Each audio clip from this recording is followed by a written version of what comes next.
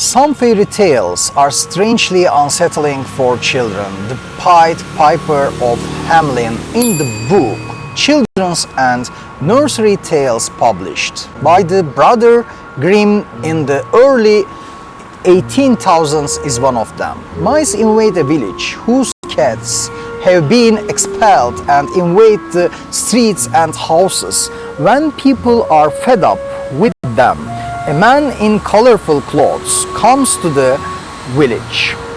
In exchange for money, he says he can save the village from the rats by playing his pipe. When his offer is accepted, he starts blowing his pipe. Enchanted by the sound, the rats follow him into the river near the village. However, the people who don't keep their promise to the piper and don't pay him get into big trouble.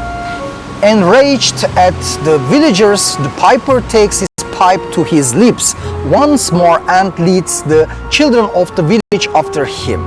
After the man hides the children outside the village, who are mesmerized by the sound of mice, he tells them that he can deliver them if they come back and get his money. He is immediately presented with a bag of gold coins. The man takes the gold and runs away. The children he hid are never found again. The Pied Piper of Hamelin, a medieval story, offers subtle details about the period in which it was written. It is known that in the dark years of Europe, cats were considered to be creatures identical to the devil. Their extermination was a natural consequence of the rat infestation of cities and the spread of plague. Today, attacks on stray animals are softened up as sedition, yet history and religious books tell us of the disasters that immediately follow harming animals. The Pied Piper of my village is about a children's crusade, considered one of the most significant moments in history. The Crusades left no stone unturned for nearly 200 years, drowning the earth in blood and tears. The campaign of the Child Crusaders that took place between 1096-1291 was another disaster. Indeed, it is necessary to protect children from many interpretations of religion. In two different countries of Europe, children provoked by religion at the same time begin to organize among themselves. It's easier to deceive children by the ruling clergy and sheikhs and priests. A long journey, hot weather, hunger and thirst. Soon fate turns to disappointment and fear. The children's numbers dwindle along the way, and they never reach their families again. A priest will appear in Marseille in 1030, 18 years after that departure. The middle-aged cleric is among the tens of thousands of children who set out years before. The man who was lucky enough to survive provides some information about the fate of the children.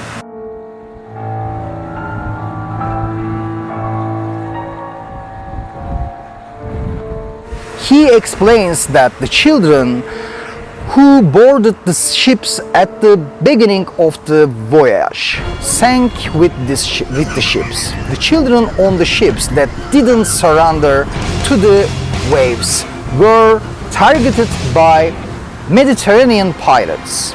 All the children were sold to sea bandits. Some were displayed in the slave markets in Algeria and some in Egypt. Raped, sold as enslaved people, murdered. None of the children who set out to conquer Jerusalem had a distant view of the holy city. Many of the children died before they even reached Basel. Some froze in the Alps.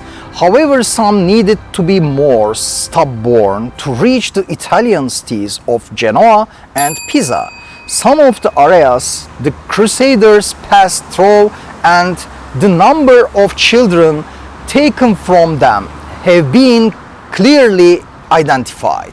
The documents show that 130 children from the Hameln region of Germany joined the Crusaders. The village of Hameln is also the setting of the Pied Piper of Hameln. Fairy tales are based on reality. These fairy tales subtly tells us what religious families encourage their children to do.